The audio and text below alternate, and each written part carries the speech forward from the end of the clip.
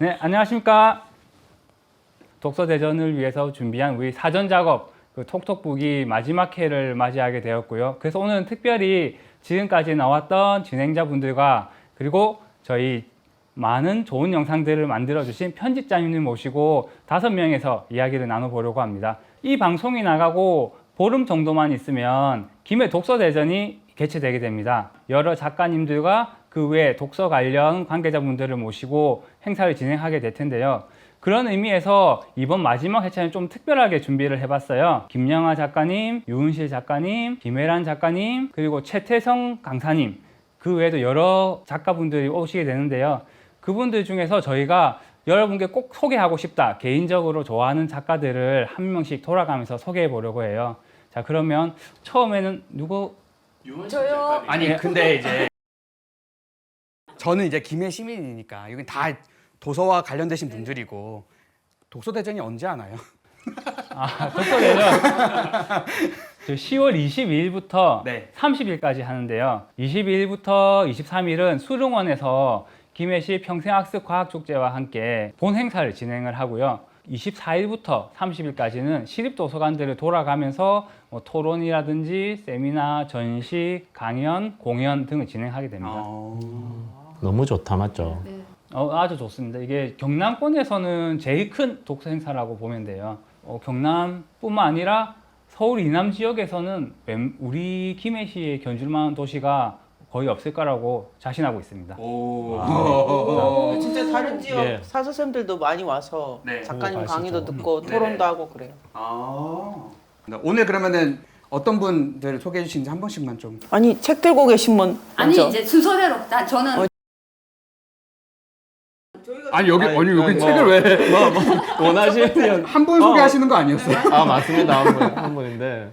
그러면 강치현 선생님 먼저 한번 해주시겠어요? 네, 그렇게 할게요. 저는 오늘 그 김영하 작가에 대해서 소개를 하려고 하는데, 김영하 작가는 다 알고 계시죠? 어우, 알죠, 네. 알죠. 알고 제가 계시죠? 책을 안 읽어도 들어보는. 알쓸신잡만 알아요.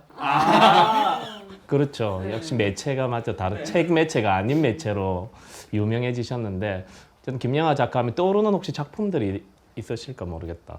살인자의 기억법? 올해 그 작별인사 작별인사. 많이 찾으시죠. 여행의 이유가 김영하 작가. 예, 그거하고. 아는 관계 있네요. 그 제목이 지금 무슨 꽃이었는데 검은 꽃이었나? 꽃. 예. 너무 좋죠. 그 이주민들 관련한 이야기도 좀 멕시코 이주 예. 관련 역사 소설인데, 저도 그 책을 참 감동적으로 재미있게 읽었습니다. 그러니까 다작을 한참 해오다가 장편 소설은 금방 이야기하신 그 작별인사가 진짜 오래간만에 나온 거라고 하더라고. 9년, 8년 소설은 이 정도 만에 지금 이제 했는데, 그 분야가 우리가 흔히 말하던 김영하 작가가 써오던 그런 분야가 아니었어요. 혹시 어떤 분야인지 알고 계십니까? SF. SF. 예. 인공지능. 인공지능 SF, 네. 안드로이드 이런 쪽의 책이거든요. 그런 작품들을 그 시대가 변하니까 써내시는 것 같습니다. 그래서 재미있는 책을 많이 써내는 작가, 읽기 잘 알고 있는 작가로서 김영하 작가를 저는 소개를 합니다. 이번에도 오시죠? 이번에도 오시죠? 네, 이번에는 여기 독서대전의 포문을 열어주는 작가로 네. 첫 강연 하시는 네. 작가세요? 어디서 강연을 하세요? 김해 문화원이요. 김해 문화원에서. 그래서 김영하 작가 책 이 작별 인사를 저도 이제 읽었는데, 인간 같지만 인간 아닌 안드로이드나 AI들에 대한 이야기를 다루면서 인간이란 어떤 존재인지에 대해서 다시 한번 생각해 보게 하는 책이라고 생각합니다. 그래서 이 책과 미리 이런 이야기들을 해왔던 기념비적인 작품들을 한 권 정도는 더 읽어보면 좋지 않을까 해서 한 권을 더 들고 왔습니다. 안드로이드는 정기양을 꿈꾸는가, 이 책인데요. 필립 K. 딕이라는 미국의 SF 쪽에서는 또 거장으로 불리는 사람이고, 잘 알고 계시는 블레이드 러너라는 영화 82년도에 미국에서 개봉을 했고, 어떤 AI나 로봇, 안드로이드 이런 쪽의 분야에서는 기념비적인 작품으로 여러 번 계속 볼 것을 권하는 그런 작품입니다. 아니 근데 인간이 무엇인가라는 거는 사실 예전부터 굉장히 많이 다뤄졌잖아요. 그렇죠. 근데 왜 하필 SF에서 요즘 요즘 들어서 또 유달리 저도 그런 생각을 했거든요. 네네네. SF 소설은 기본적으로 좀 반체제적인 게 많아요. 왜냐하면 그런 엄청난 기술을 가지고 세계를 변혁해 나갈 수 있다, 더 좋은 방향으로 나갈 수 있다고 생각했는데 다 해놓고 보니까 디스토피아가 자꾸 되는 거예요. 아, 그래서 이런 우려와 염려들 때문에 그 문제의식이 자꾸만 싹 트는 것이고, 그래서 그냥 저게 재미있게 볼 수 있는 그냥 영상물이나 SF 소설이 아니고 안드로이드들을 우리와 동등한 인간으로서 대우해 줄 때 생기는 근본적인 체계의 변화가 또 필요한 것이고, 그런 여러 가지 복잡하고 다층적인 문제들이 그 속에 숨어 있다는 걸 이제 간파하고 거기에 관심을 가지고 계속해서 문제를 제기하고 해결책도 마련해보고 그렇게 하는 거 아닐까, 그렇게 생각을 해봅니다. 그냥 재밌게 읽는 게 아니었군요. 재밌게 읽으시면 됩니다. 재밌게 그냥 읽으시면 되는데. 인간이란 무엇인가 체계까지도 생각하시면서 소설을 볼 때, 저는 예. 감당할 수 없는 분들이. 강채원 선생님의 그 인공지능 얘기, 네네. 김영환 선생님 작가님의 그 작별 인사라고 네네. 하는 작품이랑 연결해서 제가 오늘 소개해드릴 유은실 작가님의 나의 독산동이 바로 연결될 수 있겠구나라는 생각이 제가 갑자기 드는 거예요. 그래요? 인간다움? 그거에 대한 고민을 던져주는 소설이라고 하셨잖아요. 그림책이군요. 그죠? 예, 그림책이에요. 나의 독산동이라고 하는 그림책이고요. 네네. 은희라고 하는 초등학교 1학년 여학생이 나와요. 그리고 이 아이가 받아쓰기 시험을 치고 첫 번째로 왜 답을 고르는 시험을 치게 되거든요. 그런데 이 시험 문제를 여러분들한테도 한번 들려드려 볼게요. 자, 문제. 이웃에 공장이 많으면 생활하기 어떨까? 1번 매우 편리하다. 2번 조용하고 공기가 좋다. 3번 시끄러워서 살기가 나쁘다. 배두마님 한번 맞춰보시겠어요? 1번?